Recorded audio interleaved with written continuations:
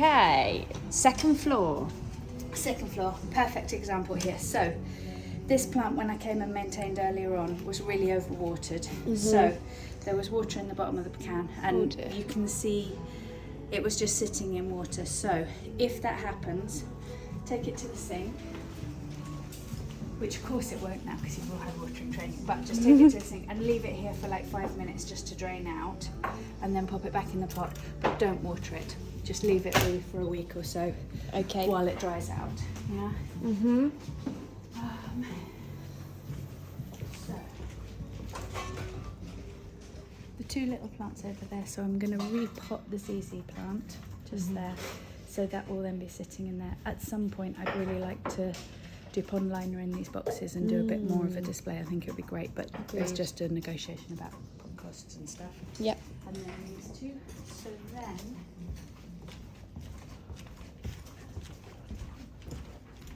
Peace lily here is a little bit like the fern that we had downstairs in the corner, the kind of browny coloured plant in the corner, in that it will suddenly go and then it will suddenly pick up again. So I watered this about half an hour ago and it was looking dire, and it's literally picked up. Yeah, it's looking springy. It's looking springy, and also deadheaded it, which was quite nice. So it will, don't panic if it's looking really dire.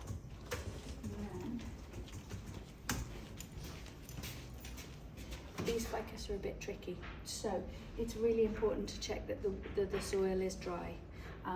They are more temperamental. This is why I love having them here and also downstairs on the ground floor, because I don't get to grow them very often because they are so tricky. But this one is quite happy here, which is great, and so we just sort of leave it be. I'm sort of a lip belly. If it grows well, just don't touch her, because they don't like change. But yeah, and then just a little bit in the bottom, but nothing too much. Okay. I have really mixed emotions about this. I've been looking at some articles and they're saying I don't love it, but it grows really well under the air conditioning down the end. And then when it finished, we just whacked it all in a long planter because we had it. I do periodically cut it back, so you can see these new shoots that have come forward, so they're much bigger leaves. So what I do is periodically haircut about half of it so that it then comes back fresh, but it is a bit straggly, and it's not my favourite plant in the place, but it will take a good watering, but just again not over watering. Yeah, the only thing I'm happy with what you said. The only thing I'm to make sure that one again, pothos in here, so this is the same plant as we've got on the mezzanine. In the ground floor. Bulletproof, it'll just take anything, so it'll dry out, it'll be overwatered, it'll be fine. This one is only, it's pond lined as well, so it shouldn't leak, and then periodically I come through and just chop back so that it doesn't get too leggy. The advantage with these pothos, and the reason I want bigger root space, is that then they don't lose their leaves further up so they grow longer, but they also keep their leaves further up. If you've ever got a pothos that has been pot bound, it will lose its leaves further up the stem, whereas these have much longer, they just look filled out kind of thing. So that's always, if you guys have plants at home, that will always be a good indication for you. Thank you for that nugget. Then, so again here, this one was really overwatered. So I just put it in the sink upside down for half an hour for it to drain out. And then I just popped it back and didn't water it and just left it. So, but these do dry out really quickly because of the air conditioning, and it's been really hard for us to find plants that do work here because it's a tricky spot. I'm going to replace these leather thongs, these leather straps fairly soon because they're looking a bit rough and we don't want them falling off. So, yeah. And again, you can see just as we chop them back, then they just come back a lot harder, which is great. So, yeah. Again, ZZ plant over there needs a lot more water than you anticipate, so I would say at least 2/3 of a can, maybe, but just water really slowly because the ZZs are coming over the planter because they're so happy.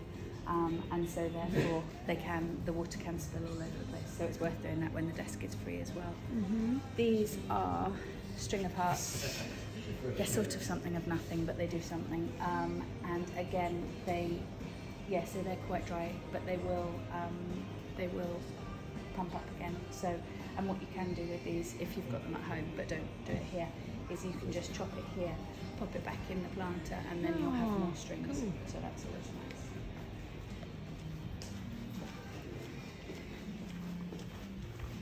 This is a coffee Arabica, just for you to know. And again, just water her in. She does dry out quite a lot, and it's not the greatest position. There's no natural daylight and stuff like that, but she keeps on going, and God, we love a fighter. Your flowy dress is really making this, Heidi. But we're on a mission. So, I came and maintained about an hour ago, and all of these were really overwatered. So, I have left them in the sink, which I'll show you to drain them out. But they all need roughly about the same amount of watering, so just a decent amount. It's a tricky corner for them because there's not a lot of daylight, and it is a little bit. But we've got fairly hardy ones here, and they do all right. They do all right. But I'll just show you how I'm draining them out.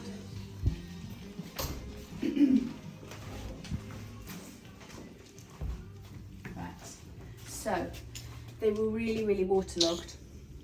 So, little note for everybody in case they needed the sink. So what I've done is I've left them in the sink for about half an hour or so just to drain out, and then I won't water them this week at all. So, but it's important that they have the time to drain out because you can see the water's still coming out. So you just need to give them time to kind of just fully drain, and then just don't touch them for a week, and then just go back gently. But it's also really important. So if you have a look, when I put my fingers in there, the soil sticks to my fingers, which just shows that they're fully watered and they don't need it. Whereas when the pot's dry, the soil just doesn't stick to your fingers, and you can sort of feel it as well. So excuse me if I'm teaching my grandmother to suck eggs, but it's just good to have all the kind of basics and stuff like that. Yeah, so, necessary. All good. So yeah, these ones I will put back out in about half an hour when they're fully drained out. I think that's a wrap. Woohoo! Happy watering. Okay. Watering can for the second floor. So we've got one for ground floor and one for second floor. The one for ground floor needs to be in under the what do you call that bit? Stairs. The stairs, that's it. And then this one needs to stay in here, so that when you're watering, you just know exactly where it is, and then pop it back in the same place, so that everyone else knows. All right, Great. Thank you, Heidi. No worries. You rock. Go. Close your eyes and imagine there's an enormous water plant here, which will be moved from the ground floor. This is a really, really hot corridor and a really sticky, so I would say at least a watering can each time you do it, because if it does spill on the floor, it just doesn't matter, and it will actually create some humidity for the plant. Okay. But it really is going to need a shit ton of water being here because it is so warm. This is the swimsuit drying spot, so it's bloody boiling. Exactly. So just don't forget about the rug plug that will be here, because it is going to need all the love it can get. All right, Dad. Thank you.